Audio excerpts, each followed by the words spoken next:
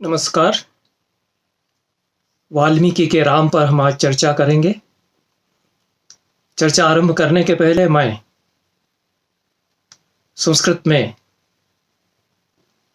स्वयं अपने द्वारा लिखे गए वाल्मीकि चरितम नामक महाकाव्य से राम की वंदना के 2 श्लोक पढ़ना चाहता हूँ। इंदीवरदलश्यामं गुणग्रामं मनोहरं निकामं कामनारामं जितकामं स्वरूपतः लोकाभिराममारामं धर्मद्रुमसमन्वितं श्रीरामं तमहं वन्दे विरामं पापकर्मणाम्। इंदीवरदलश्यामं, इंदीवर या नील कमल के समान जो श्याम है। गुणग्रामं मनोहरम, गुणों के ग्राम है, गुणों के आगार है, मनोहर है। निकामम कामनारामम, संपूर्ण रूप से कामनाओं की तरह, कामनाओं के आराम है या कामनाओं की तरह रमणीय है। जित कामम स्वरूपतः, अपने रूप से काम को जीतने वाले जो हैं। लोकाभिरामम आरामम धर्मद्रुम समन्वितम, जो लोकाभिराम है, धर्मद्रुम से समन्वित आराम है। आराम उद्यान को कहते हैं और जहाँ योगी रमण करते हैं वह भी राम है, आराम है। श्री रामम तमहम वंदे विरामम पाप कर्मणाम, ऐसे पाप कर्म के विराम श्री राम को मैं नमन करता हूं। रामायण की कथा संसार की अनेक भाषाओं में रची गई, सहस्रों रामायणें लिखी गई। न केवल भारत की भाषाओं में बल्कि भारत के बाहर कंबोडिया, थाई भाषा, Burmese, Sinhalese, Malaysian, Philippines, Vietnamese, इन सभी भाषाओं की अपनी अपनी रामायण परंपराएं हैं। रामायण काव्य इन भाषाओं में लिखे गए। शताब्दियों से राम की कथा इन भाषाओं के माध्यम से पढ़ी, कही, मंच पर अभिनीत की जाती रही है। कई हजार की संख्या में विश्व में रामायण काव्य प्राप्त होते हैं। भारत में भी तमिल, तेलुगु, कन्नड़, मलयालम, गुजराती, मराठी, बंगला, असमिया, उड़िया, कोई भाषा ऐसी नहीं है। नेपाली भाषा का भी अपना रामायण है, मैथिली का है। सब भाषाओं के अपने अपने रामायण काव्य हैं। इन सभी रामायण काव्यों में सबसे प्राचीन आदि काव्य के रूप में स्वीकृत वाल्मीकि की रामायण है। वाल्मीकि की रामायण में और जो हजारों रामायण काव्य लिखे गए बाद में, उनमें अंतर क्या है? उनमें अंतर मेरी दृष्टि से मूलभूत तात्विक अंतर जो है वह यह है कि वाल्मीकि का रामायण ऋषि का लिखा हुआ काव्य है। उसको हमारी आचार्य परंपरा ने आर्ष काव्य की कैटेगरी में रखा है। आर्ष काव्य की अपनी श्रेणी ही अलग होती है। 2 ही महाकाव्य संस्कृत के इस श्रेणी में आते हैं, रामायण और महाभारत, क्योंकि दोनों के प्रणेता ऋषि हैं। तो ऋषे इदम आर्षम, या ऋषिणा कृतम काव्यम आर्षम काव्यम। ऋषि के द्वारा जो प्रणीत काव्य है वो आर्ष काव्य है। बाकी जितने काव्य हैं वो आर्ष काव्य नहीं है। निश्चित रूप से ये मैं नहीं कह रहा, ये आचार्य परंपरा जो हमारी संस्कृत के काव्य चिंतकों की है वो बता रही है। तो अंतर क्या हो जाएगा कि बाकी जो रामायण काव्य हैं वो भक्तों के द्वारा लिखे हुए हो सकते हैं, संतों के द्वारा लिखे हुए हो सकते हैं, महान कवियों के द्वारा लिखे हुए हो सकते हैं, पर वो आर्ष काव्य नहीं है, ऋषि के द्वारा प्रणीत नहीं है। ऋषि के द्वारा प्रणीत होने से अंतर क्या हो जाता है कि ऋषि कौन है? जो सत्य का साक्षात्कार कर लेता है वह ऋषि है। सत्य क्या है कि त्रिकालाबाधितत्वम सत्यत्वम, जो त्रिकाल में अबाधित रहता है वह सत्य है। तो जो सत्य को अपने हथेली पर रखे हुए आंवले की तरह देखता है, आर पार देखता है, त्रिकाल जो देखता है सत्य का, भूत भविष्य और वर्तमान की सच्चाई को जो देख रहा है आंखों से अपने सामने, वह ऋषि कहलाएगा। रामायण तो बहुत लिखे गए, वाल्मीकि रामायण के बाद ही सब लिखे गए, यह भी सत्य है। काल का अंतर तो है ही कि सर्व प्राचीन है, आदि काव्य है, लेकिन जो तात्विक दृष्टि है, जो विश्व दृष्टि है, जो जीवन दृष्टि है, उसमें भी अंतर आ जाता है। इसलिए जो आर्ष काव्य में जीवन बोध, जीवन मूल्य है, जो चरित्र राम का है, उसको हम समझें। और जो भक्त कवियों ने मध्यकाल में जो एक बोध आया कि मैं पातकी, मैं पापी, मैं प्रणत, मैं शरणागति मांग रहा हूं और उद्धार करेंगे राम, वह बहुत बहुमूल्य रहा होगा उस समय।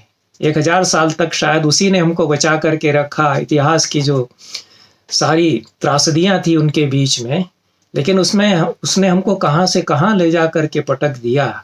उसने हमको उस आर्ष बोध से च्युत कर दिया जो वैदिक ऋषियों का बोध था।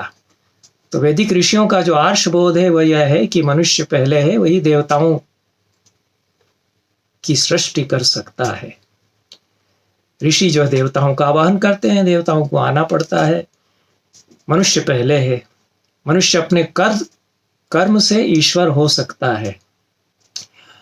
यह एक दृष्टि है। दूसरी दृष्टि यह है कि ईश्वर ही सबसे पहले है, मनुष्य कुछ भी नहीं है। जो कुछ है ईश्वर करेगा, ईश्वर के भरोसे सब रहो। होइए सोई जो राम रचि राखा, कोकरी तरक बढ़ावे शाखा। सब तर्क वर्क छोड़ दो और राम के भरोसे रहो। तो इस दृष्टि ये हमारे साथ रही, लगभग 1000 साल तक रही। ये एक ऐतिहासिक अनिवार्यता के कारण विकसित हुई होगी। लेकिन जो मूलभूत हमारी जीवन दृष्टि, जीवन बोध है, वह आज हमारे साथ क्या बची हुई है, बनी हुई है और उसकी क्या अर्थवत्ता है, इस पर विचार करना चाहिए। इसलिए अंतर यह हो जाता है वाल्मीकि की रामायण और शेष रामायणों में राम के चरित्र को लेकर के, विशेष रूप से जो मैंने अपने महाकाव्य में लिखा कि पूर्ववृत्ता प्रसंगाश्च हस्ता मलक सन्निभा प्रत्यभांत पुरस्तस्य घटिता घटना यथा। वाल्मीकि के सामने पहले घटी हुई जितनी घटनाएं हैं राम के संबंध में, राम का इतिहास, वो हस्ता मलक हाथ पर रखे हुए आंवले की तरह प्रत्यक्ष सामने उनको दिखाई दे रहे थे। और वाल्मीकि ना स्वयं दृष्टा राम जीवन रेखिका, वाल्मीकि ने राम के जीवन की रेखाएं जो अपनी आंखों से स्वयं देखी।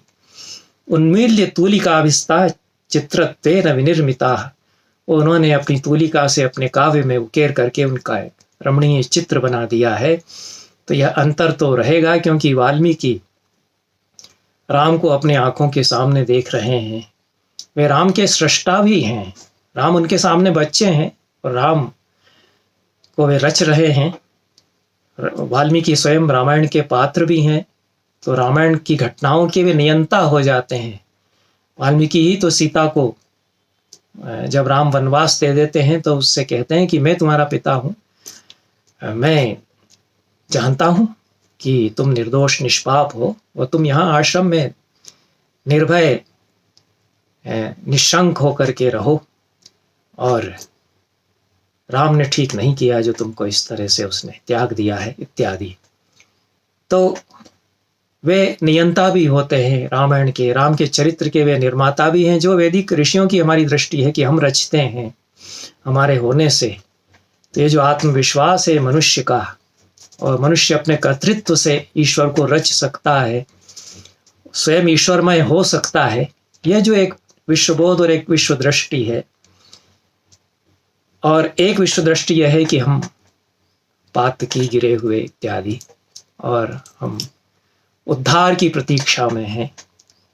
ये दूसरी विश्व दृष्टि है मनुष्य को लेकर के, सृष्टि बोध को लेकर के।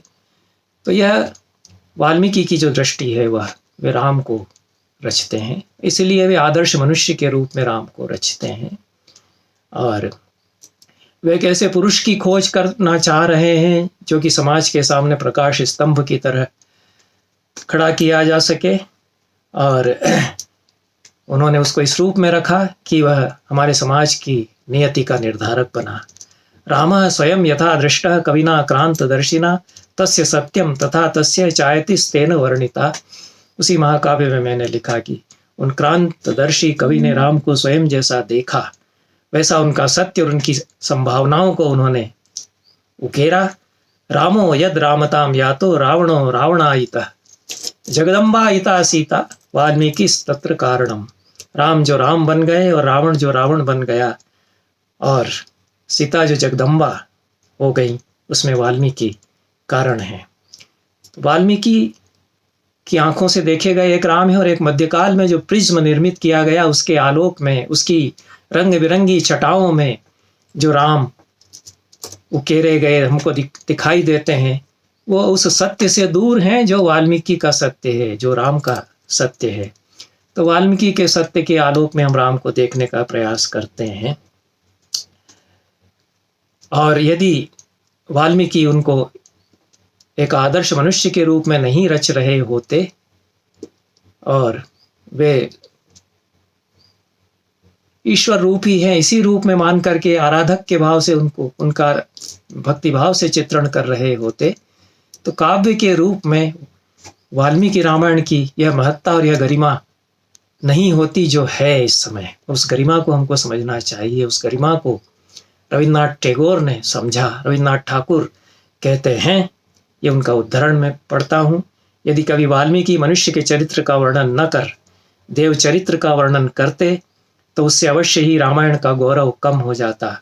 उससे काव्य की दृष्टि से उसे क्षतिग्रस्त होना पड़ता। राम के मनुष्य होने से ही राम के चरित्र की इतनी महिमा है। आगे वे कहते हैं, रामायण में देवता ने पदच्युत या अवतारी होकर अपने को मनुष्य नहीं बनाया, मनुष्य ही अपने गुणों के कारण देवता बन गया है। ऐसे मनुष्य की खोज वाल्मीकि करते हैं और वे राम को यद्यपि जानते हैं, राम तो उनके समय में हैं, राज्य कर रहे हैं, लेकिन उनके मन में जो खलबली है कि मैं किसकी कथा लिखूं, तो राम के इतने निकट हैं कि राम उनको नहीं दिखाई देते। इसलिए नारद से पूछते हैं कि मैं ऐसा क्या कोई मनुष्य है इस संसार में, कौन वस्मिन सांप्रतम लोके गुणवान कश्च वीर्यवान। सांप्रतम माने इस समय, लोके इस संसार में ऐसा गुणवान वीर्यवान कोई क्या मनुष्य है। धर्मज्ञश्च कृतज्ञश्च सत्यवाक्यो दृढ़व्रतः, जो धर्मज्ञ हो, कृतज्ञ हो, सत्यवाक्य हो, सत्य वचन बोलने वाला हो, दृढ़व्रत हो, अत्यंत ही चरित्रवान हो, विद्वान हो, समर्थ हो, प्रिय दर्शन हो, आत्मवान हो, अपने आत्म संयम में स्थित रहने वाला हो, जितक क्रोध हो, द्युतिमान हो, किसी से ईर्ष्या न करने वाला हो। यह लंबा प्रश्न और लंबा वर्णन उन्होंने किया है और पूछा, कस्य बिभ्यति देवाश्च जात रोषस्य संयुगे। लेकिन जब संघर्ष करना हो, जब उसको क्रोध आ जाए अन्याय से लड़ने के लिए, तो देवता भी उसके सामने थर्राएं। ऐसा क्या कोई मनुष्य है। कस्य बिभ्यति देवा। नारद कहते हैं कि ये सारे दुर्लभ गुण तो तुम्हारे सामने ही एक मनुष्य में हैं, और तैर्युक्त श्रूयताम नरः, उनसे इन सब गुणों से युक्त एक मनुष्य है, उसको मैं तुम्हें बता रहा हूं। राम का वर्णन करते हैं, यह बहुत ही सुंदर वर्णन है। और ऐसे ऐसे राम तुम्हारे सामने हैं। सर्वलोक प्रिय साधु अधीन आत्मा विचक्षण, सर्वलोक प्रिय वो हैं, अधीन है। सर्वगुणोपेत कौशल्यानंद वर्धना, सर्वगुणोपेत हैं, कौशल्या के आनंद की वृद्धि करने वाले हैं।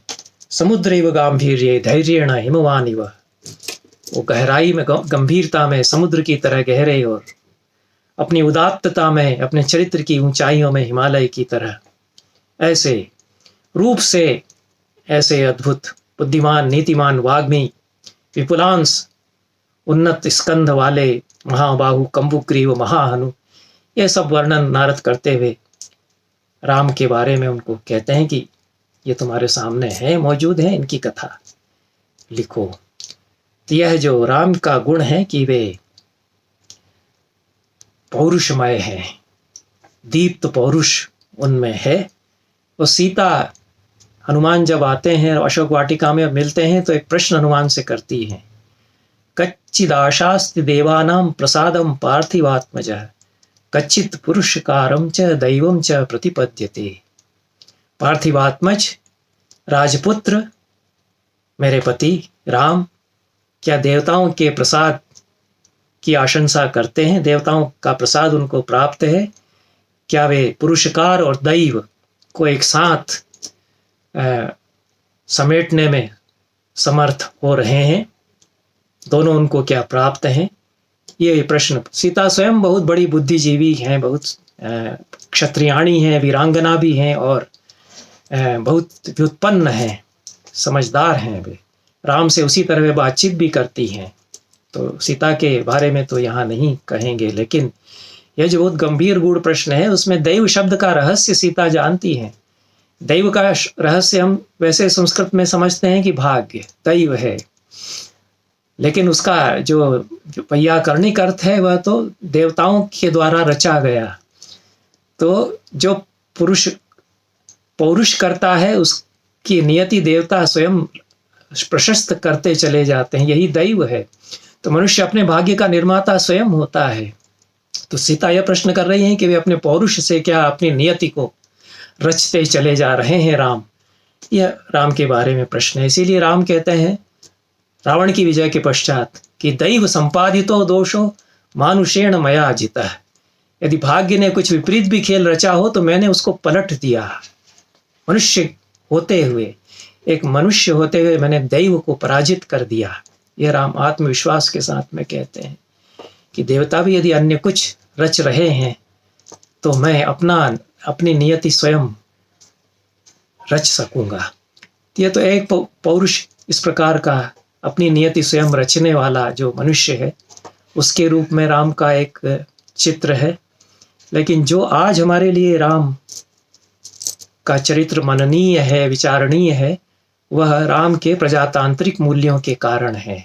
और यह बहुत ही दुर्लभ राम का गुण है। कम ही प्राचीन महापुरुषों में इस तरह का गुण मिलता है कि वे अपने चरित्र में पूरी तरह से प्रजातांत्रिक हैं।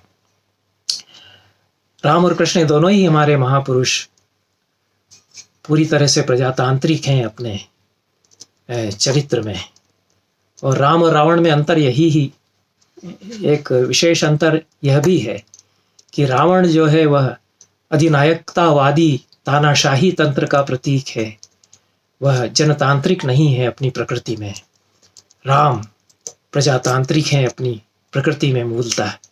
इसीलिए राम कहीं अपना उपनिवेश स्थापित नहीं करते। यदि वे विजय भी प्राप्त करते हैं, लंका पर भी यदि वे विजय प्राप्त करते हैं, तो अपने किसी बंधु भ्राता को वहाँ का शासक बना नियुक्त नहीं करते। वे विभीषण को ही राज्य सौंप देते हैं जो रावण का उत्तराधिकारी है। रावण जब भारत पर विजय प्राप्त करता है, आधा भारत तो कम से कम उसने जीत ही लिया। दंडकारण्य तक रावण का शासन था, जहाँ नासिक है, महाराष्ट्र है, और वहाँ तक रावण का राज्य है।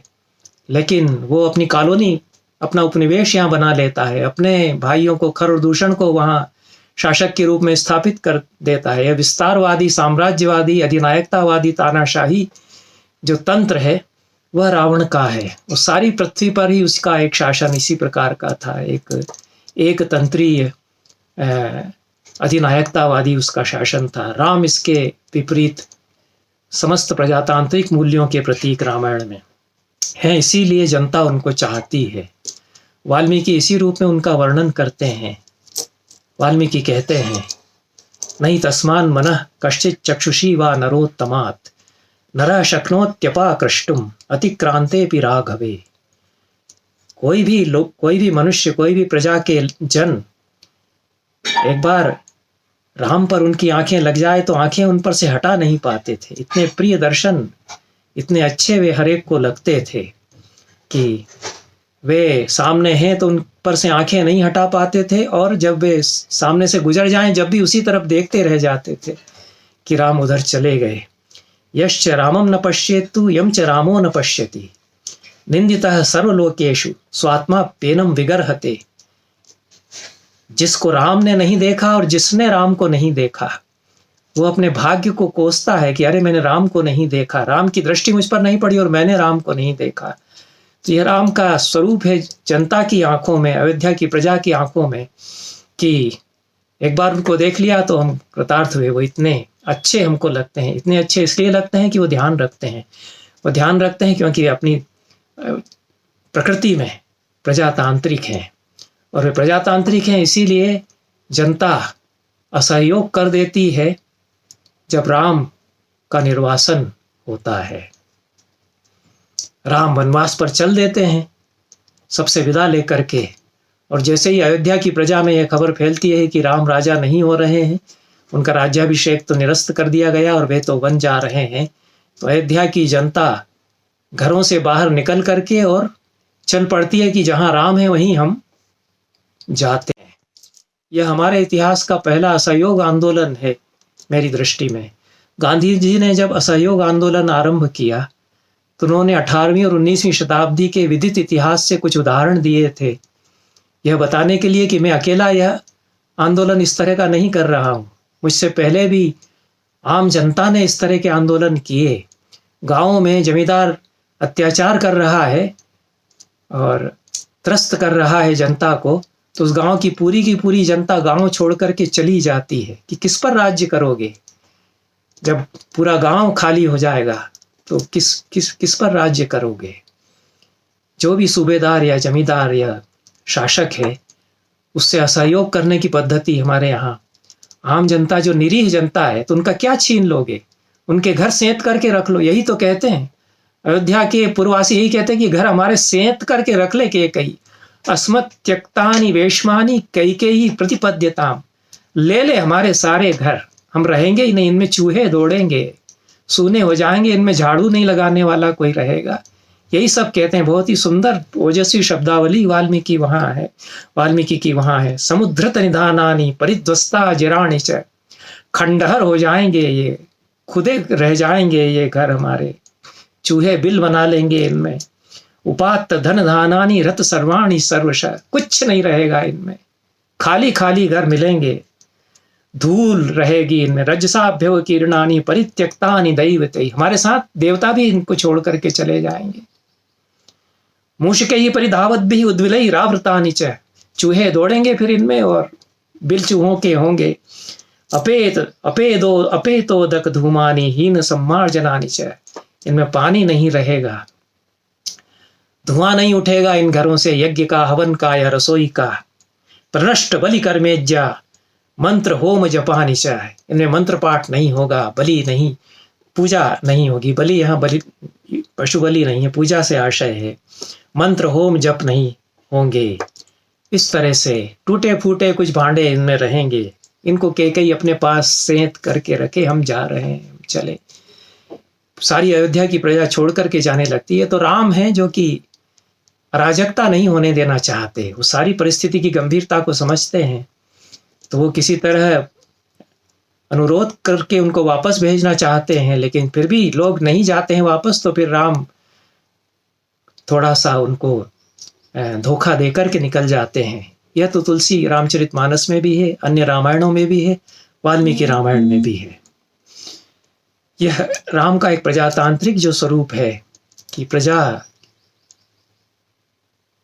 का मनोबल उनके कारण है, प्रजा उनके कारण अपने आप को प्रजा समझती है। प्रजा शब्द का अर्थ ही संतान होता है संस्कृत में। प्रजा स्यात् संततौ जने, उसका पहला अर्थ तो संतान ही होता है। तो प्रजा को प्रजा इसलिए कहा जाता है कि राजा उसको अपनी संतान समझता है। तो कालिदास ने तो लिखा है कि सपिता पितरस्तासाम केवलम जन्म हेतवः। राजा दिलीप अपनी प्रजा के लिए पिता ही थे, जो माता पिता थे वो तो केवल उनके जन्मदाता थे, फिजिकल बर्थ देने वाले हुआ करते थे। सच्चा पिता तो राजा ही उनका था, क्योंकि विनयादानाद रक्षणाद भरणादपि, उनकी शिक्षा दीक्षा पालन पोषण भोजन पानी सबकी व्यवस्था चूंकि वह करता था, बहुत ध्यान रखता था अपनी संतान की तरह, इसलिए वो पिता था। लेकिन वाल्मीकि जिन राम का चित्रण करते हैं वो केवल पिता नहीं, वो तो अपने पिता के लिए माता की तरह हैं। ये राम का रूप हम आगे देखेंगे कि कितना दीप्त पौरुष, कि देवता भी थर्रा उठे एक बार, उसके भीतर किस प्रकार से माँ का हृदय भी अत्यंत संवेदनशील हृदय उनका, स्त्री जैसा हृदय, कोमल हृदय उनका। इसीलिए सीता उनको थोड़ा सा हंसी करते हुए कहती हैं कि तुम कैसे पुरुष हो, तुम तो स्त्री हो, तुम तो मुझे साथ में ले जाने में डर रहे हो। ये सीता वाल्मीकि की सीता है, वो तुलसी की सीता नहीं है कि बिनती बहुत करो का स्वामी, दीन बंधु अंतर्जामी, राखी अवध अवध लगी राही तन जनियहि प्राण, दीन बंधु सुंदर सुखद साहिब सील निधान। है साहिब है सील निधान, यहाँ छोड़ जाएंगे तो मेरे प्राण नहीं रहेंगे। ये सब वो गिड़गिड़ाते हुए कहती हैं। सीता तो जो वाल्मीकि की सीता कहती हैं, अग्रतस्ते गमिष्यामि मृदंती कुशकंटकान, तुम्हारे आगे तुम्हारे रास्ते के कांटे रोंदती हुई चलूंगी। तुमने क्या समझा? तुम मुझे क्यों अपने साथ ले जाने में डर रहे हो? यही रूप सीता का रूप रहता है। कोमल हैं, बहुत मृदु हृदय की हैं, वो सब ठीक है, स्त्री सुलभ चंचलता भी उनमें है, लेकिन जब आवश्यकता होती है तो कितना उद्दीप्त रूप उनका रावण के सामने आता है। वही राम एक परम ओजस्वी क्षत्रिय है, लेकिन उनका हृदय कोमल भी है। दूसरा जो मूल्य वाल्मीकि रामायण से जो आज हमें सीखना चाहिए वो राम में है, वह स्त्री के प्रति सम्मान की भावना। वो हमारी परंपरा में जब परंपराएं छीजने लगी तो वह लुप्त होती चली गई। राम ने जिस तरह से आदर किया है स्त्री जाति का, वह बहुत दुर्लभ गुण है। वैसा आदर नहीं, कम ही मिलता है हमारी परंपरा में उतना आदर उस प्रकार का। एक तो उदाहरण उनका एक पत्नी व्रत का पालन है, और मेरी यह निश्चित मान्यता है कि भारतीय समाज जो बचा रहा बहुत सारी बुराइयों से, बहुत सारे अधपतन और पापों से, उसका एक बड़ा कारण यह है कि राम ने एक पत्नी व्रत का आदर्श हमारे सामने रखा। नहीं तो किसी मनुस्मृति में, किसी याज्ञवल्क्य की स्मृति में, किसी पराशर स्मृति में ये कानून नहीं बनाया कि एक ही विवाह करे आदमी, एक पत्नी व्रत का पालन करे। किसी एक धर्मसूत्र में हमको कहीं मिला था, शायद आपस्तंभ में, किसी ने नहीं कहा, किसी धर्मशास्त्री ने, कि 2-2, 3-3, 4-4, 5-5, 10-10, 100-100 विवाह मत करो। नहीं कह सकते थे, क्योंकि उनके समय के क्षत्रिय सब राजा सब कर रहे थे, वो एक राजनीतिक आवश्यकता भी होती थी। राम ने सारी परंपराओं के सामने प्रतिरोधक के रूप में खड़े होकर के एक आदर्श रखा कि दूसरी स्त्री के बारे में न सोचूंगा, न दूसरा विवाह करूंगा। यहाँ तक कि अनुष्ठान के लिए आवश्यकता पड़ गई कि दूसरा विवाह कीजिए, यज्ञ करना है, इसमें तो जरूरी है। तो सारे अनुष्ठानों को चुनौती देते उन्होंने कहा कि मैं नहीं करूंगा। किसी धर्मशास्त्र में, अश्वमेध यज्ञ के विधानों में यह नहीं लिखा कि सोने की प्रतिमा ही रख दो अगर पत्नी नहीं है तो। सब ने लिखा कि 4-4 चाहिए पत्नियां, तो उसमें तो पत्नियां जरूरी हैं, विधिवत विवाहित पत्नियां जरूरी हैं। राम खड़े हो गए कि सीता ही पत्नी है, और किसी के बारे में न सोचा, न सोचूंगा, न दूसरा विवाह करूंगा। ये जो अटलता राम की है, ये भारतीय समाज के सामने इतने हजार सालों से खड़ी रही। कोई नहीं हमारे सामने और दूसरा महापुरुष जिसके आदर्श की वजह से हम थोड़ी बहुत शर्म लिहाज करके और एक पत्नी व्रत निभाते हैं आज, और कोई महापुरुष नहीं हुआ पूरे अवतार जितने हो गए उनमें जिसने इतनी दृढ़ता से इस सीमा तक जा करके सारी परंपराओं को के सामने चुनौती की तरह खड़े होकर के कह दिया हो। सारे धर्मशास्त्र एक तरफ रह गए, कहते रह गए कि इसमें चाहिए, अश्वमेध में तो 4-4 विवाहित पत्नियां ही चाहिए। हमने कहा कि नहीं, इतनी बड़ी चुनौती थी उनकी कि नहीं होगा तो मत करो फिर ऐसा अश्वमेध यज्ञ। किसके लिए करना है ये अश्वमेध यज्ञ इस तरह का? तो ये जो राम का चरित्र है, कहाँ वो खड़े हो जाते हैं अटल अडिग बन करके, और कहाँ वो कितने कोमल हो जाते हैं, कहाँ वो जार जार रोते हैं। वाल्मीकि में तो बहुत रोते हैं राम। तो ये जब अहिल्या का प्रसंग आता है, वो प्रसंग किसी रामायण में इस तरह का है ही नहीं। इसीलिए समझना चाहिए कि अंतर क्या आ गया, क्या से क्या हम हो गए, क्या से क्या कर दिया हमने अपनी स्त्रियों को। अहिल्या को शाप दिया गौतम ने कि तूने व्यभिचार किया, मैं तुझे छोड़ करके जाता हूं, यही शाप था, तू ऐसी रहेगी, अनेक वर्षों तक तू ऐसे ही रहेगी। सहस्र शब्द का प्रयोग किया है उन्होंने वहां मूल में। सहस्र शब्द का प्रयोग अनेक के अर्थ में भी आता है। मेरी व्याख्या यही है कि कई कई वर्षों तक तू ऐसे ही यहाँ अकेली रहेगी। अहिल्या न तो गिड़गिड़ाई, न उनके चरणों पर गिरी, न उसने ये कहा कि मुझसे गलती हुई क्षमा करो। क्या गलती हुई थी भाई? उसको धोखा दिया इंद्र ने। पहले वो मुनि रूप धर करके आया, फिर लुभाया, और अहिल्या संसार की सबसे बड़ी रूपवती थी। कथा में यही आता है, ब्रह्मा ने ऐसी रूपवती नारी की सृष्टि की जिसके जैसा रूप संसार में था ही नहीं। और उनको भय लगा कि किसको मैं दूं, इसके पीछे तो पता नहीं क्या बावेला हो जाएगा। तो उन्होंने जो सबसे बड़े तपस्वी ऋषि थे उनको दे दिया कि तुम ही इसको संभालो, इसको रखो। अब वो अपनी तपस्या उसमें जुटे हुए हैं, लगे हुए हैं। अहिल्या युवती परम रूपवती नारी है, इंद्र नहीं अपने आप को रोक पाया। वह पहले तो मुनि का वेश धारण करके ही गया, रिझाता रहा अहल्या को, और अहल्या के मन में आ गया विकार। वह दोनों का समागम हुआ, इंद्र वहां से भाग गया। इंद्र को भी शाप मिला, अहल्या को भी शाप मिला। जो वाल्मीकि रामायण में है, उन्होंने ये शाप नहीं दिया कि तू पत्थर हो जा। पत्थर नहीं हुई, स्त्री ही रही, स्त्री की तरह ही कई कई वर्षों तक अकेली रही। कोई नहीं जाता था उसमें, क्योंकि गौतम ऋषि कह गए थे कि तू ऐसे ही रहेगी अकेली, कोई नहीं आएगा झांकने। अहल्या रही अकेली, अपने बूते पर अकेली रही। वहां पर कई वर्षों से वो अकेली थी। और राम मिथिला जाते हुए एक सुनसान वन के रास्ते से गुजरते हैं, तो पूछते हैं कौन सा वन है, तो लोग कहते हैं उधर मत जाना, उधर कोई नहीं जाता, उधर कोई स्त्री रहती है, उस तरफ कोई झांकने नहीं जाता, बहुत डरावना वन है। तो राम कहते हैं कि मैं तो जाऊंगा, मैं देखना चाहता हूं कि कौन सी ऐसी स्त्री है जो अकेली रह रही है।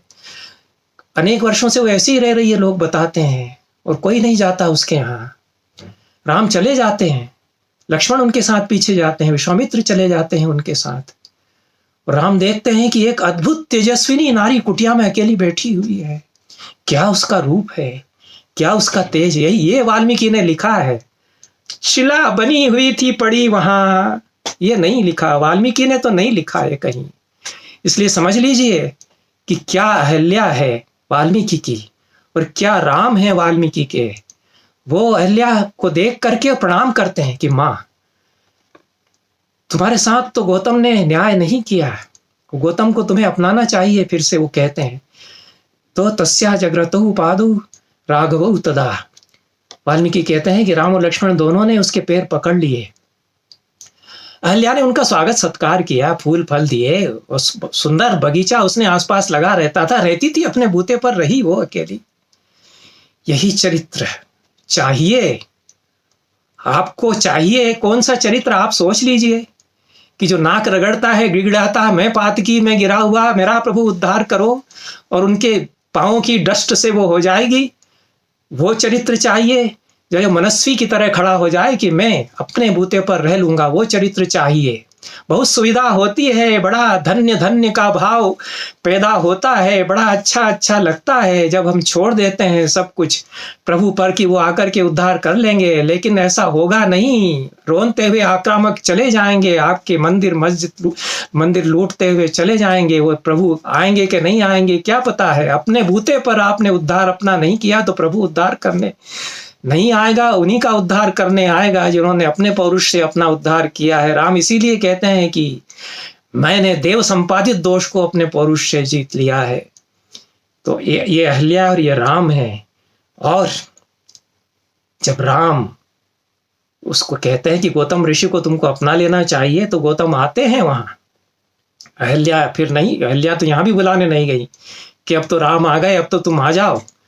गौतम ऋषि आए, उनको खबर भेजी गई कि राम आए, अहल्या ने उनका स्वागत सत्कार कर दिया है, तो वो भी आए। ठीक है, दोनों मिल गए। जब मिथिला जाते हैं विश्वामित्र के साथ राम और लक्ष्मण, तो ये ध्यान रखिए कि शतानंद गौतम और अहल्या के पुत्र हैं। गौतम और अहल्या की औरस संतान शतानंद हैं, जो कि जनक के पुरोहित हैं। और शतानंद का जन्म हुआ, वो युवा हुए, उसके बाद ये घटना हुई होगी, क्योंकि शतानंद तो मौजूद नहीं थे। अहल्या का जब शाप हुआ, वो तो कहीं अन्यत्र तपस्या कर रहे थे और जनक के पुरोहित हो गए थे। लेकिन उनको पता चला कि हमारे पिता छोड़कर चले गए हमारी माता को, तो उनके मन में बड़ा दर्द था कि हमारी माता कब से अकेली रह रही है और वो अभिशप्त है हमारे पिता के शाप के कारण। तो उनको जब पता चलता है कि राम के जाने से हमारे पिता वापस आ गए, उन्होंने अपना लिया हमारी माता को, तो वो बहुत प्रसन्न होकर के पूछते हैं कि इस राजकुमार ने ऐसा कैसे कर दिया, इसने ऐसा जादू कैसे कर दिया। विश्वामित्र से वो पूछते हैं कि कैसे हुआ, हमको बताइए। और राम से कहते हैं कि तुम धन्य हो राम, तुमने तो ये क्या कमाल तुमने कर दिया। तो ये बहुत सुंदर जो वर्णन है अहल्या के रूप का, अकेली बैठी हुई कुटिया में, वह जो वर्णन है। ददर्श च महाभागाम तपसा द्योति तप प्रभाम। अपनी तपस्या से जाज्वल्यमान उस अहल्या को राम ने देखा, चट्टान को नहीं देखा। लोकैरपि समागम्य दुर्निरीक्षाम सुरासुरी, ऐसी वह हो गई थी कि उसकी तरफ आंख उठा करके कोई नहीं देख पाता था, ऐसी दुर्निरीक्ष हो गई थी अपने तेज के कारण। ये अहल्या का रूप वाल्मीकि के दृष्टि में है। और धूमे नाभि परितांगिम दीप्ताम अग्निशिखामिव, झाड़ी झंखाड़ उगाए होंगे, सन्नाटा सूना वन हो गया होगा, लेकिन वह तो उसके भीतर ऐसी थी जैसे आग की लपट जल रही हो, धुएं से घिरी हुई आग की लपट की तरह उस कुटीर में अकेली अहल्या जलती हुई। सतुषारा व्रताम साभ्राम पूर्णाम चंद्र प्रभाम इव, चंद्रमा की रोशनी की तरह जो कुहासे में अकेली चमचमा रही है, चमक रही है, ऐसी अहल्या को राम ने देखा। मध्यम वसो दुराधर्षाम दीप्ताम सूर्य प्रभाम इव, इससे कोई यह न समझ ले कि वो बहुत ठंडी शीतल वैसी हो गई थी, तपस्या से तो उसी प्रकार से देदीप्यमान थी। दोपहर में दिन के समय तेज गर्मी में दुराधर्ष दीप्त सूर्य की प्रभा की तरह अहल्या वहां थी। राम ही थे जो उसके तेज को उस तरह से झेल सकते थे, इसलिए कोई नहीं जा पाते थे। उसने अपनी तपस्या से अपने आप को इतना तेजस्वी बना लिया कि पुरुष को झुकना पड़ा उसके सामने, और राम और लक्ष्मण दोनों ने पैर पकड़े उसके। राघव तो तदा तस्या पादु जग्रह तुर मुदा, राम और लक्ष्मण दोनों ने मुदित होकर के पैर पकड़ लिए उस अहल्या के। ये तो राम और लक्ष्मण है वाल्मीकि के, और ये अहल्या है। कौन सा राम चाहिए आपको जो पैरों की धूल से स्त्री के सिर का स्पर्श करता रहता है? वह राम चाहिए। कौन सी महिलाएं चाहिए जो पैरों की धूल मांगती फिरती हैं? वो चाहिए। या वो जो मनस्विनी तेजस्विनी खड़ी हुई है राम के सामने, और राम झुकते हैं उसके सामने। राम सम्मान करना जानते हैं स्त्री का, वो राम चाहिए आपको। ये हमारे समाज को तय करना पड़ेगा कि भक्ति काल ने जो हमको क्या से क्या कर दिया है, हमको किस अधपतन के लोक में जाकर के गर्त में गिरा दिया है, उसी गर्त में हम आनंदित मुदित होकर के माला जपते रहेंगे, या हम मनस्वी होकर के उठेंगे, संसार के सामने हम सत्यापित करेंगे अपने तेज को। ये तय हमें करना है। जो वाल्मीकि की ऋषि दृष्टि है, एक ऋषि की दृष्टि है जो सत्य को उघाड़ती है, उसके तेज को हमको समझना है, देखना है, या हमको एक दूसरी जो दृष्टि विकसित हुई मध्यकालीन समाज के द्वारा विकसित की गई, उसको अपनाना है। तो राम का एक रूप यह भी है, वे जनता को अपना स्वजन मानते हैं, और यही रूप उनका सामने आता है जब सीता उनके सामने लाई जाती है। रावण विजय के पश्चात वानर विभीषण के साथ जो आए हुए हैं राक्षस, वे सब बहुत उत्सुक हैं सीता को देखने के लिए। भीड़ उमड़ रही है कि उस महिला को हम देखना चाहते हैं जिसके लिए हमने इतनी लड़ाइयाँ लड़ी, जिसके लिए हमने इतना संघर्ष युद्ध किया। विभीषण सोचते हैं कि ये तो ठीक नहीं होगा, इतने सारे लोग सीता को देखेंगे, किस स्थिति में सीता आ रही हैं, तो उनको हटाते हैं झिड़क करके कि हटो, रास्ते से हटो।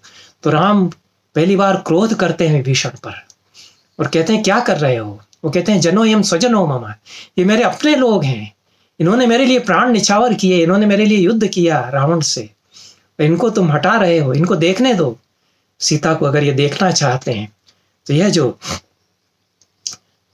राम के मन में वेदना आम लोगों के लिए है, ये कई बार सामने आती है, और एक अद्भुत जो संवेदनशीलता उनकी है। इसलिए मैं ये कहता हूं कि जैसा दुरादर्श पौरुष है वह दुर्लभ है, वैसा ही गहरी संवेदनशीलता का जो भाव है वो समझना चाहिए कि एक संवेदनशील मानस कैसा होता है। हनुमान सीता का संदेश लेकर के अशोक वाटिका में सीता से मिलकर के आते हैं, और राम जो किष्किंधा के बाहर वन में रह रहे हैं उनको बताते हैं कि मैं सीता से मिला, सीता ने संदेश मुझे सुनाया, संदेश मुझे दिया आपको सुनाने के लिए। पर सब तो बहुत ही कोमल अत्यंत कारुणिक प्रसंग है कि राम किस तरह से विह्वल होकर के पूछते हैं बार बार कि बताओ बताओ क्या कहा सीता ने और कैसी है वह, मेरे लिए वो क्या क्या कर रही थी, कैसा तुमने उसको देखा। वह सब तो वाल्मीकि ने बहुत ही करुण रूप में चित्रित किया ही। लेकिन उस सब के बाद राम हनुमान से एक बात कहते हैं, तो ऊपर ऊपर से वह श्लोक जिसमें वो बात कही गई हमको थोड़ा सा अजीब सा लग सकता है। राम हनुमान से कहते हैं कि मय्येव जीर्णताम यातु यत् त्वयोपकृतम हरे, हे वानरराज, तुमने जो इतना बड़ा उपकार मेरे लिए कर दिया वो मेरे ही शरीर में जीर्ण हो जाए, मैं उसको पचा जाऊं। मैं कहीं उसकी चर्चा कभी ना करूं, मैं कभी सोचूं भी नहीं कि तुमने मेरे लिए क्या कर दिया। क्यों? क्योंकि जैसे ही कोई आदमी प्रत्युपकार की बात सोचता है, उसके मन में विपत्ति की कामना आ जाती है अपने उपकारी के प्रति, कि इसने मेरा कितना बड़ा उपकार किया, मैं भी इसके लिए कुछ करूं तो इस पर भी कोई विपत्ति पड़ेगी। मैं कहीं ना कहीं सोचता हूं। मैंने किसी से रुपये उधार लिए, मैं लौटाने जाता हूं तो मैं कहता हूं कि आप पर कभी जरूरत हो तो हमको बताइएगा, हमसे आप संकोच मत करिएगा, हम भी मदद करेंगे। जैसे ही मैं ये कहता हूं, मेरे मन में कहीं ना कहीं ये भाव होता है कि इस पर भी कभी विपत्ति पड़े तो मैं इसकी मदद करके इसका उपकार चुका दूं। राम कितने संवेदनशील हैं, वो ये सोचते हैं कि मेरे मन में भी कभी ये बात ना आए कि हनुमान ने मेरे लिए क्या कर दिया तो मैं उनके लिए क्या कर दूं। मैं इसको पचा जाऊं मतलब भूल जाऊं, ऐसा नहीं है। ये मेरे मन में रमी रहेगी ये बात, लेकिन कभी ये नहीं सोचूंगा कि हनुमान ने मेरे लिए ऐसा किया तो मैं कैसे रिपे कर दूं, मैं कैसे चुका दूं बदला। जैसे ही मैं सोचूंगा कि कैसे चुकाना है, वैसे ही मन में मेरे बात आ जाएगी कि उस पर भी तो कभी पड़ेगी विपत्ति। जितनी बड़ी गहरी विपत्ति मेरे ऊपर पड़ी तो मैं भी उस समय उसकी मदद कर दूंगा। वो बीमार हुआ है तो मैं उसकी दवाई ले जाके दे दूंगा, उसने मेरी मदद की है। तो मैं ये नहीं सोचता कि मैं कामना कर रहा हूँ कि वो भी बीमार हो जाए। तो राम इतनी गहराई तक संवेदनशील हैं कि वे कभी ये भी नहीं सोचना चाहते कि मैं क्या करूं उसके लिए। वो डर जाते हैं कि जैसे ही मैं सोचूंगा, मैं अंदर ही अंदर कहीं ना कहीं ये तो सोच ही रहा हूं कि उस पर भी कभी न कभी बीतेगी। और हनुमान पर कभी नहीं बीती। राम कितनी दूर तक सोचते हैं, कितने संवेदनशील हैं कि वे राम हनुमान से इतने एकाकार हो गए हैं, इतने अभिन्न हो गए हैं कि हनुमान को कभी जरूरत पड़ी ही नहीं। सारी दुनिया को जरूरत है राम को। सुग्रीव को जरूरत है कि वो एक बाण में 7 ताड़ वृक्षों को बींध दें, बाली का वध कर दें। अंगद को जरूरत हो सकती है, तारा को जरूरत हो सकती है, राम की अयोध्या की प्रजा की को जरूरत हो सकती है, लेकिन अकेले हनुमान है जिनको आवश्यकता नहीं कभी कि वो राम से कुछ मांगेंगे, क्योंकि राम जानते हैं कि वो इतने अभिन्न हो गए हैं राम की संवेदनाओं से कि राम कभी सोचेंगे ही नहीं कि उन पर कभी विपत्ति पड़े, तो हनुमान पर कभी विपत्ति पड़ी भी नहीं। तो ये जो इतनी गहरी संवेदनशीलता, किसी आदमी की संवेदनशीलता की पराकाष्ठा हो सकती है। हम तो सामान्यतया संवेदनशील उसी को समझते हैं जो उपकार के बदले में उपकार करता है, मनुष्यता निभाता है। लेकिन एक ऐसा संवेदनशील मानस हो सकता है जो यह सोचता है कि उपकार के बदले में प्रत्युपकार की बात जैसे ही सोचूंगा वैसे ही उसका बुरा ना कहीं सोच जाऊं, मैं उसका बुरा कभी मन में सोचने की बात आ ना जाए। इतनी गहरी संवेदनशीलता तक कोई व्यक्ति संवेदनशील हो सकता है, तो वो राम का मानस है। तो राम के निकट जो लोग हैं वो जानते हैं कि राम कितने संवेदनशील। राम की प्रजा जानती है, इसलिए तो प्रजा चाहती है उनको, इसलिए प्रजा उन पर प्राण न्यौछावर करती है। तो हमारे शासक को इतना संवेदनशील होना चाहिए, केवल पिता की तरह नहीं। इसलिए भीष्म कहते हैं, जब राजधर्म बताते हैं कि जैसे माता, होने वाली माता, गर्भवती स्त्री जो होने वाली माता है, वो 24 घंटे अपने उदर में जो शिशु पल रहा है उसी के बारे में सोचती रहती है। ऐसे ही राजा अपनी प्रजा के बारे में निरंतर सोचे। वो केवल पिता की तरह नहीं, केवल माता की तरह नहीं, बल्कि वो ऐसी गर्भवती नारी बन जाए जो अपने उदर में उस शिशु को पाल रही है। तो जो कुछ खाती है, जो कुछ पीती है, जो कुछ 24 घंटे करती है, वो उसी का चिंतन करती है जो हमारे यहाँ की माताएं हुआ करती थी। आधुनिक माताएं हो सकता है कि ऐसा न करती हो, तो उनका उदाहरण भीष्म देते हैं। तो राम उस तरह की मातृत्व का भाव अपने लोगों के लिए उनको स्वजन मानते हुए रखते हैं। इस सीमा तक वे संवेदनशील हो सकते हैं। तो ऐसे संवेदनशील मनुष्य की सृष्टि वाल्मीकि करते हैं। वो ईश्वर से बड़ा ईश्वर बन जाता है अपनी इस गहरी संवेदनशीलता के कारण, क्योंकि उसका इतनी संवेदनशीलता यदि हम अपना लेते हैं तो संसार में तो बहुत सारे दुख हमारे दूर हो जाएंगे, बहुत सारी विषमताएं दूर हो जाएंगी। हम नहीं हो पा रहे हैं इतने संवेदनशील आज की दुनिया में। लक्ष्मण को जब मेघनाथ की शक्ति लगती है और वो मूर्छित हैं, संजीवनी बूटी लाई जाती है, और उनको धीरे धीरे होश आता है। ये प्रसंग वाल्मीकि में नहीं, हनुमान नाटक में है। और हनुमान नाटक में बहुत सारे प्रसंग वाल्मीकि की छाया से अनुप्राणित हैं। हनुमान का लिखा हुआ बताया जाता है परंपरा में वो। तो हनुमान से विभीषण आदि पूछते हैं कि कैसा लग रहा है। तो लक्ष्मण को चेतना आई है अभी अभी। वो कहते हैं ईशन मात्र महम वेदमी, कुछ कुछ धुंधला सा मुझे लग रहा है, थोड़ा सा कुछ महसूस हो रहा है। निखिलम वेत्ति राघव, राघव जो मेरे बड़े भाई हैं वो सब जानते हैं। मुझे कैसा लग रहा है ये पूछना हो तो उनसे पूछिए, वो जानते हैं। क्यों? क्योंकि वेदना राघवेंद्रस्य केवलम व्रणिनो वयम, हम तो केवल घाव खाते हैं शरीर पर, उसकी वेदना तो राम को होती है, ये लक्ष्मण कहते हैं।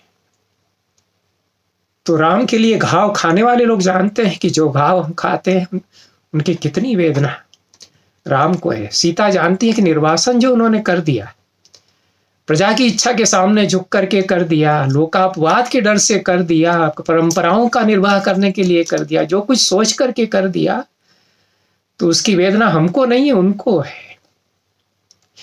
ये सीता समझती, वो कहती हैं कि राम के लिए ऐसा कुछ मत कहो, क्योंकि मैं उनके हृदय को ये बहुत ही समझते हैं राम के इस हृदय को। इसलिए वो कहते हैं कि वज्र से भी अधिक कठोर, कुसुम से भी कोमल राम का मन है।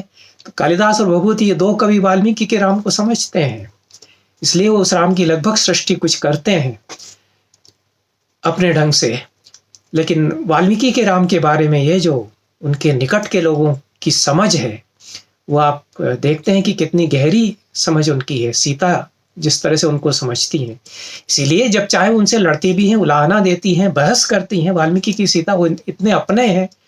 और इसीलिए तो रविन्द्रनाथ टैगोर ने कहा कि रामायण जो है गृहस्थाश्रम का महाकाव्य है। वाल्मीकि की जो रामायण है, बाकी रामायणें भक्तों के काव्य होंगी, ये गृहस्थाश्रम की विश्व में सबसे बड़ी कविता यह है। और गृहस्थाश्रम ही सबसे बड़ा आश्रम है, ये हम नहीं कह रहे, तो मनु ने कहा है ज्येष्ठाश्रमो गृही।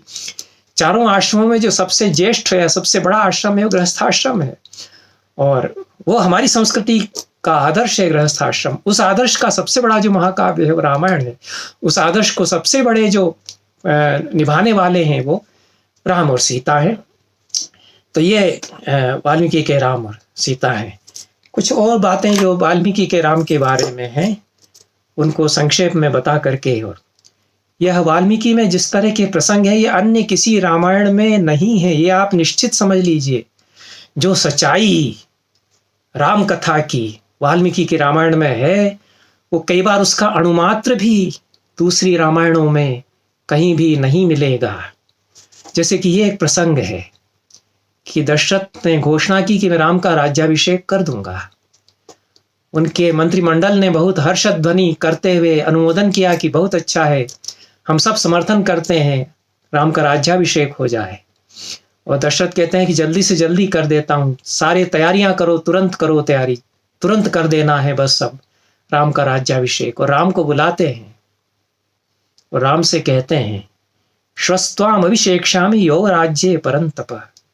हे परंतप, हे शत्रुओं को दहला देने वाले राम, मैं कल ही तुम्हारा अभिषेक कर देना चाहता हूं, कर दूंगा। सुरदश्चा प्रमत्तास्त्वाम रक्षण त्वद्य समन्तता। आज का दिन और आज की रात तुम्हारे जितने शुभ चिंतक मित्र हैं वो सावधानी से तुम्हारी रक्षा करते रहें। क्यों कह रहे हैं बताइए? और किसी रामायण में ये सब नहीं कहा गया है, वाल्मीकि की रामायण में दशरथ कहते हैं, और ये प्रामाणिक पाठ से श्लोक में पढ़ रहा हूं। अब प्रमत्त होकर के तुम्हारे शुभ चिंतक मित्र तुम्हारी आज के दिन और आज की रात रक्षा करते रहे। भवन्ति बहुविघ्नानि कार्याण्य एवं विधानि ही।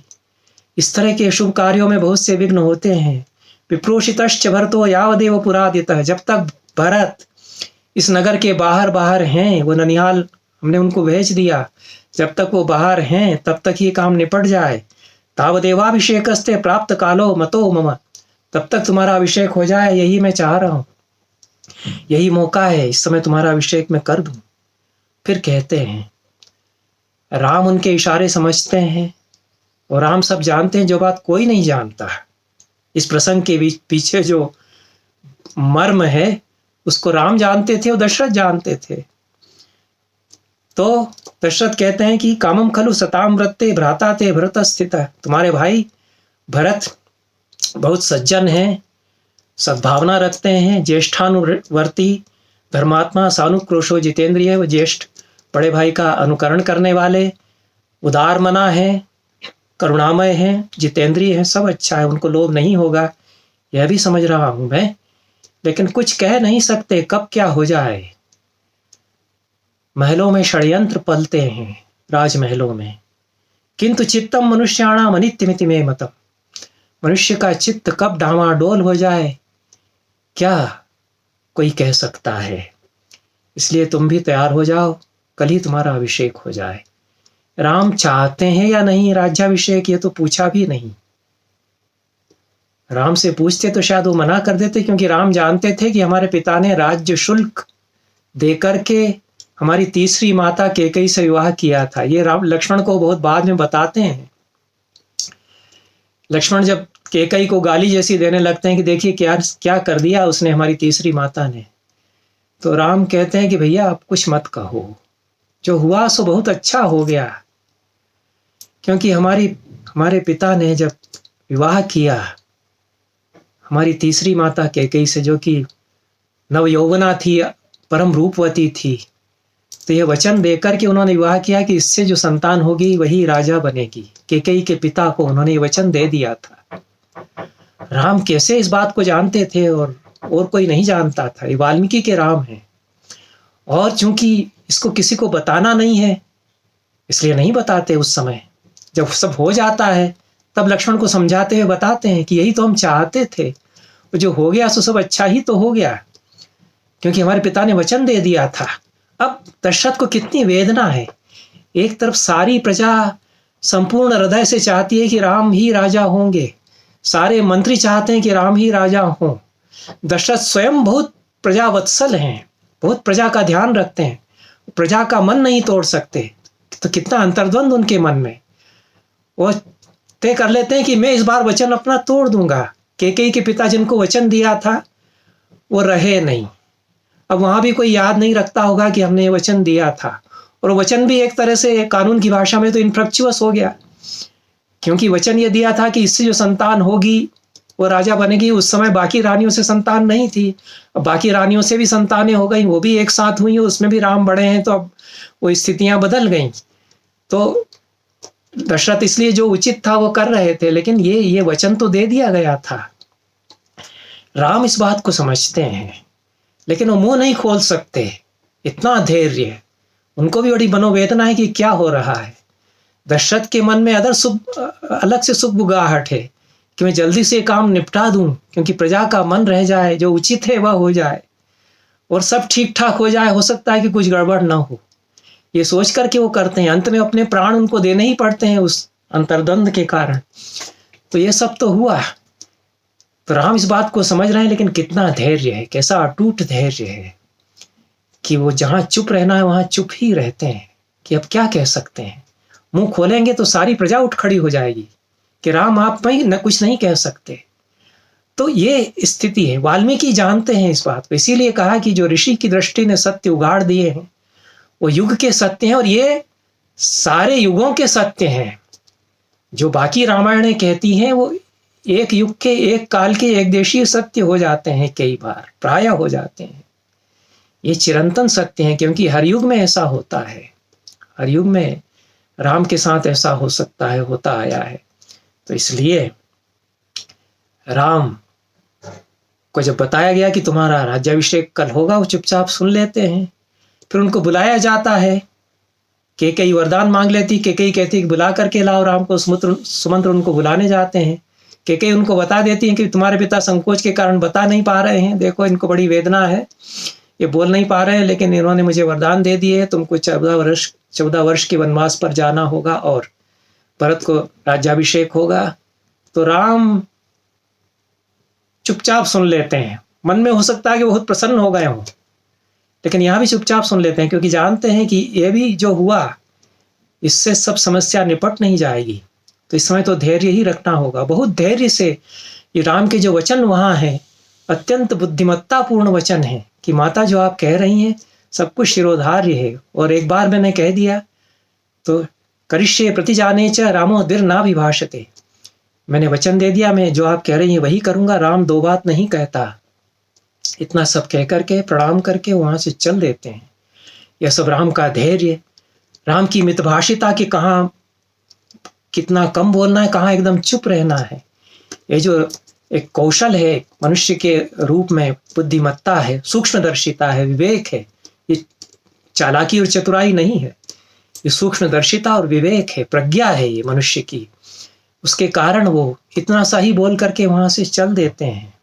और वाल्मीकि कहते हैं न चास्य महतीम लक्ष्मीम राज्य नाशोपकर्षति, उनके चेहरे पर जो आभा थी वो इस सूचना से कुछ भी कम नहीं हुई कि राज्य नहीं मिल रहा है। राज्य नाश से उनकी परम दैदीप्यमान शोभा तनिक भी क्षीण नहीं हुई।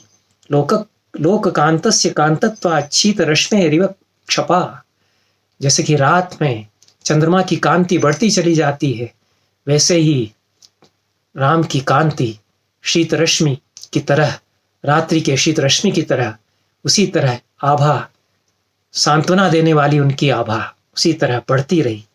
न वनम गंतु कामस्य त्यजतश्च वसुंधराम सर्वलोकादिगस्य व लक्षिते चित्त विक्रिया, वन को जाने वाले हैं अब, और अभी अभी अभिषेक कुछ देर पहले होने वाला था। दोनों तरह से चित्त का विकार उनका कोई लक्षित नहीं कर पा रहा है। ये वाल्मीकि के शब्द हैं।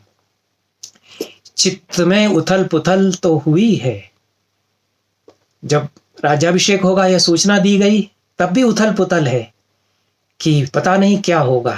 यह सब कुछ जो है बहुत सामान्य स्थिति में नहीं हो रहा है। जैसा पिता कह रहे हैं कि जब तक भरत बाहर हैं तभी तक निपटा दूं, तभी तक कर दूं, मंगल बहुत हो जाते हैं, बाधाएं आ जाती हैं, यह सब। और मनुष्य का चित्त अस्थिर है, क्या कहा जा सकता है, यह सब वो कह रहे हैं, लेकिन मुंह भी नहीं खोल सकते। चित्त में तो कुछ है, अटूट धैर्य के साथ उस सब को सुन लेते हैं, सामना कर लेते हैं। और उसी के कुछ समय बाद, कुछ देर बाद ये कह दिया गया कि वनवास दे दिया गया है, तब भी चित्त में विक्रिया तो है कि अब पता नहीं अब क्या होगा, लेकिन अब भी उसी धैर्य से सामना करके और जो करना है वो कर देना है। तो चित्त विक्रिया, चित्त में जो उथल पुथल है उसको कोई नहीं समझ पा रहा है। चेहरे पर, उनके मुखमंडल पर वही मुस्कान और वही आभा है, लेकिन जब माँ के सामने पहुंचते हैं तो वो धैर्य वही सब टूट जाता है। ये राम की संवेदनशीलता है, माँ का जो दर्द है। तो उस राम के बारे में फिर अगले ही क्षण वाल्मीकि कहते हैं कि जैसे ही यह सब समाचार लेकर के कि मुझे वनवास दे दिया गया है, यह समाचार बताने के लिए अपनी माँ के पास जाते हैं, कौशल्या के पास, तो गहरी सांस छोड़ते हैं। वो सांस छोड़ते हैं ऐसे हाथी की तरह जो गहरी सांस निश्वसन व कुंजरा, हाथी जैसे सूंड से बहुत गहरी सांस छोड़ता है, उस तरह से सांस दुख की छोड़ते हैं। चेहरे पर चिंता की रेखाएं उनके आ जाती हैं और बहुत विनय के साथ में कोमल वाणी में माँ से कहते हैं, देवी नूनम न जानीशे महद भयम उपस्थितम, हे माँ बहुत बड़ा भय तुम्हारे सामने है, इसको समझ लो, इसको समझना पड़ेगा। इदम च तव दुखाय, इदम तव च दुखाय वैदेह्या लक्ष्मणस्य च, तुम्हारे लिए तुम बड़ा दुख आ पड़ा है, वैदेही के लिए बड़ा दुख आ पड़ा, लक्ष्मण के लिए बड़ा दुख आ पड़ा है। ये तो वो सोच ही नहीं पा रहे हैं कि वैदेही और लक्ष्मण थोड़ी रुक जाएंगे। वो तो ये सोच रहे हैं कि ये लोग रहेंगे तो मेरे बिना ये लोग कैसे रहेंगे, इतने मेरे अपने लोग, मेरी माँ कौशल्या, ये कैसे संभाल पाएंगे अपने आप को मेरे बिना। मैं जैसे इनको संभालता हूँ उससे संभले हुए हैं, मेरे साथ ये लगे हुए हैं मेरे कारण, और मैं इनके कारण यहाँ। तो ये जो ऐसा अपनत्व है बीच में हमारे, वैदेही और मेरे बीच, लक्ष्मण और मेरे बीच, कौशल्या और मेरे बीच, माता के और मेरे बीच, तो जैसे ही ये सेतु टूट जाएगा तो कैसे ये लोग रहेंगे।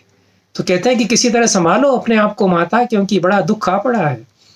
कहते कहते स्वयं टूट रहे हैं राम। ये जो राम है ये अलग राम है उस राम से जो कि कैसे दीप्त पौरुष के साथ खड़ा हो गया, जो कैकेयी के सामने प्रशांत गंभीर रूप में खड़ा रहा। ये बेटा है राम बेटे के रूप में राम है, एक स्नेहमयी माता के सामने राम है। ये रूप और किसी रामायण में इस तरह से नहीं आता है, जो दर्द को समझने वाला रूप है राम का, करुणामय जो रूप है राम का।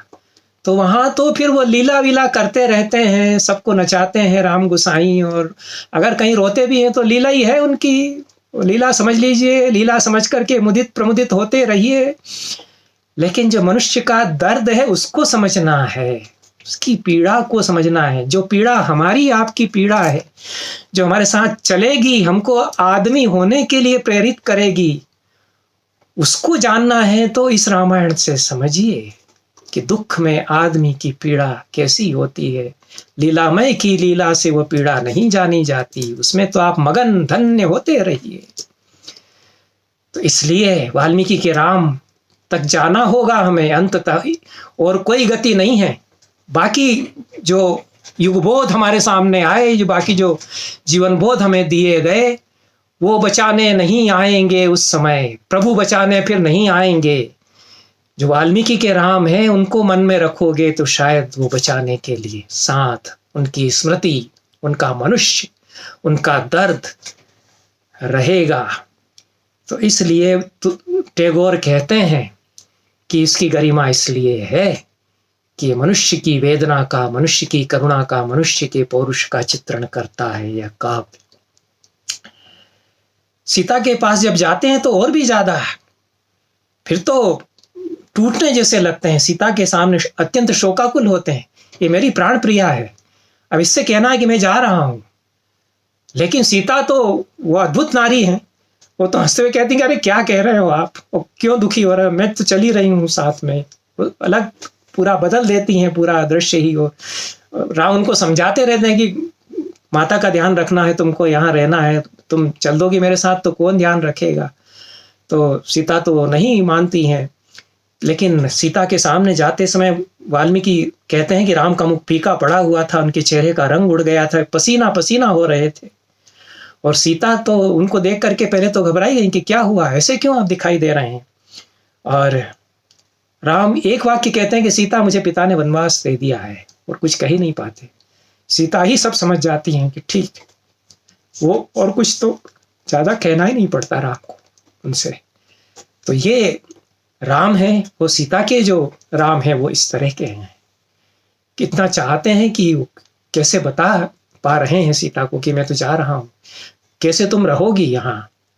वो उस दुख की कल्पना राम कर सकते हैं, सीता के दुख की, लक्ष्मण के दुख की। ये लक्ष्मण से भी कहते हैं, लेकिन लक्ष्मण तो उनके साथ चलने को तैयार है। लक्ष्मण से वो कहते हैं कि भैया तुम चल दोगे मेरे साथ तो दोनों माताओं का ध्यान कौन रखेगा, कौशल्या और सुमित्रा का।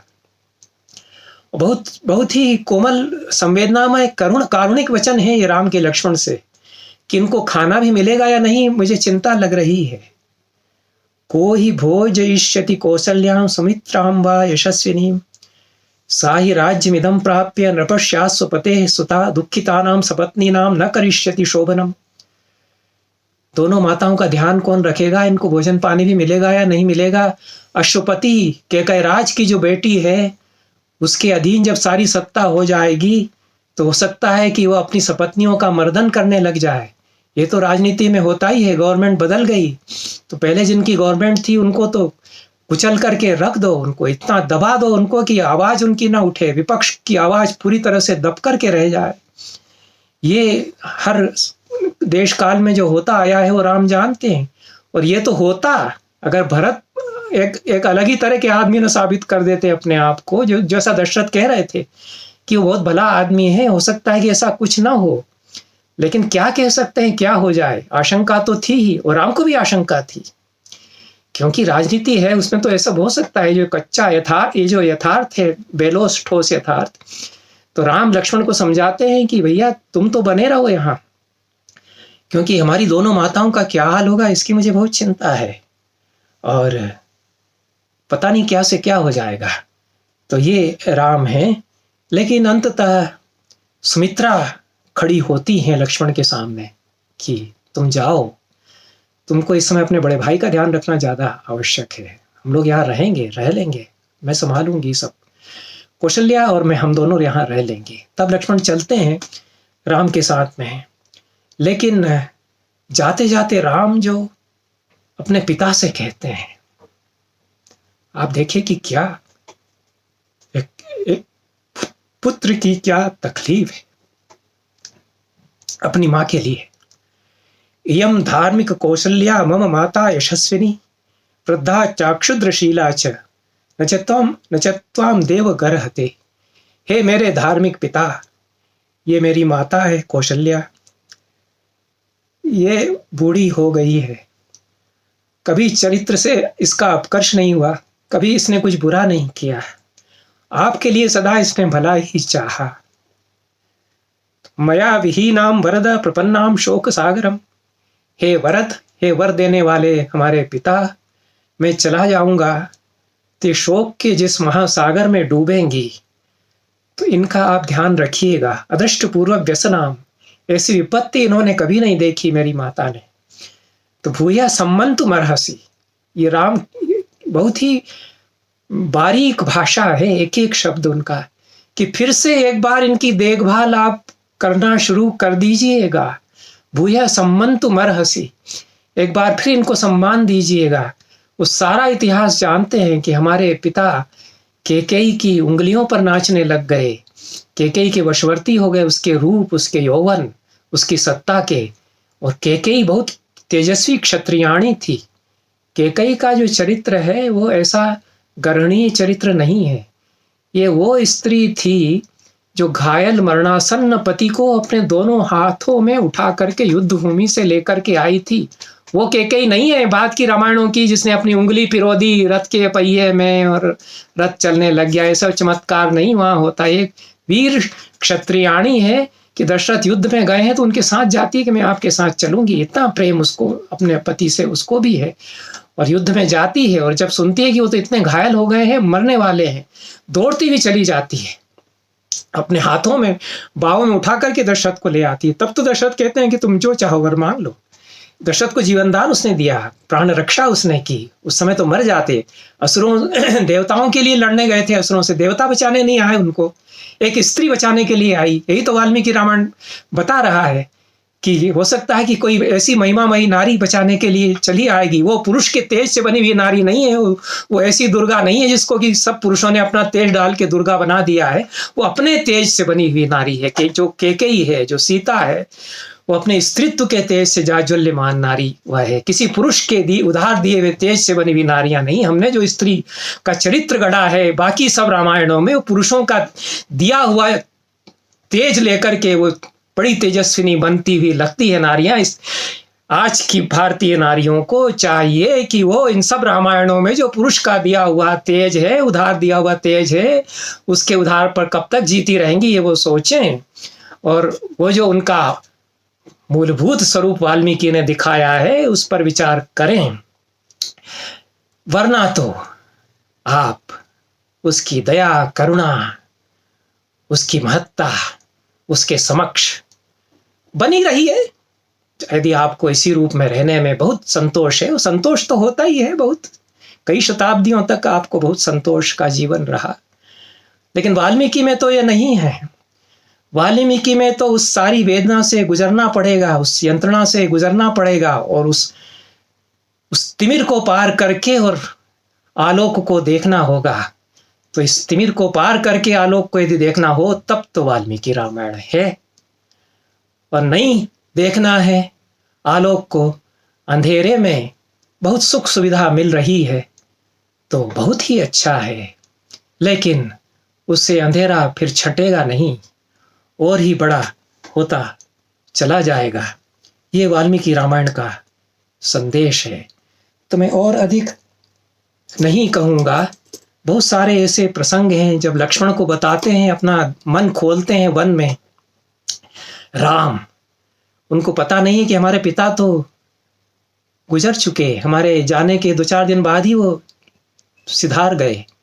तो वन में वो कहते हैं कि पता नहीं पिता सो पाते होंगे या नहीं, तो स्वप्न उनको आते रहते होंगे मेरी सोच सोच करके, अगर सोते भी होंगे। ध्रुवमध्य महाराजो दुखम स्वपिति लक्ष्मण, बहुत मुश्किल से उनको नींद आती होगी हमारे पिता को। कृत कामा तु कैकेयी तुष्टा भवितुमर्हति, कि वहाँ तो नाम तक नहीं लिया उन्होंने, जहाँ उन्होंने कहा कि वो अशुपति की बेटी सपत्नियों को रोंद डालेगी, जहाँ ये कहा है वहाँ नाम भी नहीं लिया है कैकेयी। यहाँ पर कहते हैं कि कैकेयी जो है वो हो सकता है कि बहुत प्रसन्न हो, लेकिन पिता को तो जो वेदना है उसको मैं समझ सकता हूँ। साही देवी महाराजम कैकेयी राज्य कारणात् अभिनच्चावयेत् प्राणान् दृष्ट्वा भरतमागतम। कैसी समझ है, कैसी सोच है, कैसी संवेदना है राम की। वो कहते हैं कि वो कैकेयी कुछ ऐसी है कि भरत के आते आते कहीं हमारे पिता को प्राणों से च्युत ही वो न कर डाले। ये कहीं न कहीं वो जान रहे थे, अपने पिता की यंत्रणा और वेदना को समझ रहे थे।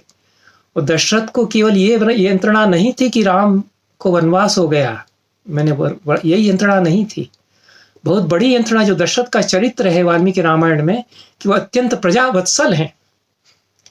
मैंने सहस्रों वर्षों तक प्रजा का हित करते हुए पांडवस्यात् पत्रस्य छायायाम जरितम मया, मैंने अपने केश सफेद कर डाले लोगों के सुख दुख का ध्यान रखते हुए। बहुत गर्व से अपने मंत्रिमंडल में वो कहते हैं, अब मैं चाहता हूं कि राम चूंकि वैसा ही ध्यान रखेगा मेरी प्रजा का, इसलिए वो राज्य संभाल ले। दशरथ की वेदना ये थी कि प्रजा की जो सारी मनोभावनाएं थी उनका पालन मैं नहीं अब कर पाया। कैकेयी के सामने अंततः झुकना पड़ा मुझे, क्योंकि उसने प्राण बचाए थे और ये वरदान ले लिया था। पहले जो राज्य शुल्क मैंने दिया था वचन देकर के, उसको तो मैं तोड़ सकता था अगर केवल उतना कहती थी कि उतना ही कहती वो कि हमारे पिता को आपने ये वचन देकर के हमसे शादी की थी कि हमारा जो बेटा होगा वो राजा बनेगा, तो अब अपना वचन पूरा कीजिए। तो दशरथ कह सकते थे कि वचन अब मैं तोड़ता हूँ। वो वचन अब इनफ्रक्चुअस हो गया, आज की भाषा में हम कहें तो, कि वो लीगली अब वैलिड नहीं रहा। ये दशरथ उसको कह सकते थे, इतने चतुर वो थे। कैकेयी भी चतुर थी, वो उस राज्य शुल्क के वचन की याद दिलाती ही नहीं है। वो तो अपनी तेजस्विता में उसने जो प्राण बचा लिए थे दशरथ की, और तब जो दशरथ ने 2 वरदानों की प्रतिश्रुति की थी, वो मंथरा के बहकावे में आकर के फिर उसकी उस वरदान की याद दिलाती है। तो एक तरफ प्राणदायिनी क्षत्रियाणी को जो वचन दे दिया था और वरदान का जो वचन दिया था वो था, दूसरी तरफ सारी प्रजा की मनोभावना, आकांक्षा राम को राजा के रूप में देखने की जो थी, उसको पूरा करने की जो बड़ी उत्कट अभिलाषा, उसके टूट जाने का दर्द दशरथ को। ये राम समझ रहे हैं कि वो दर्द है मेरे पिता को, उससे वो जी पाएंगे कि नहीं। वो कैकेयी अगर उनको थोड़ा बहुत और ताना सुना देगी तो कैसे वो जिंदा रहेंगे। ये वो लक्ष्मण को बता रहे हैं कि कहीं प्राण न ले ले कैकेयी, कुछ तो भी अगर वो कह देगी तो अब तो वो प्राण छूट जाएंगे उनके। इतने संवेदनशील राम हैं दूसरों के बारे में, ये वो सोचते हैं कि क्या हो जाएगा, लेकिन अपने कर्तव्य का पालन करने में तो उतने ही अडिग हैं वो।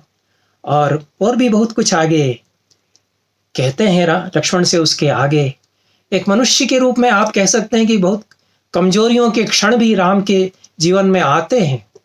कमजोरियों के क्षण उनके जीवन में आते हैं। जब रावण के विजय के पश्चात सीता उनके सामने होती है और हजार हजार वानर और राक्षस देख रहे हैं कि राम अब क्या कहेंगे, तो उनके भीतर कोई पुरुष बोलने लगता है।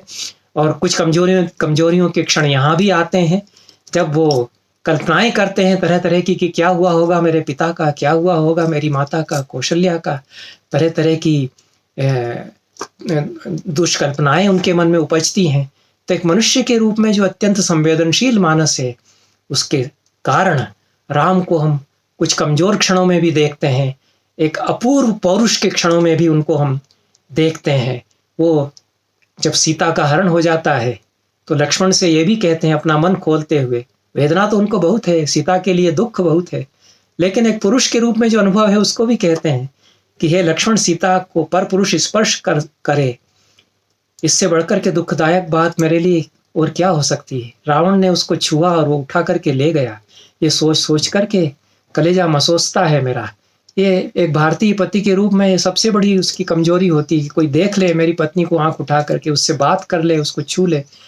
तो ये भी राम के भीतर।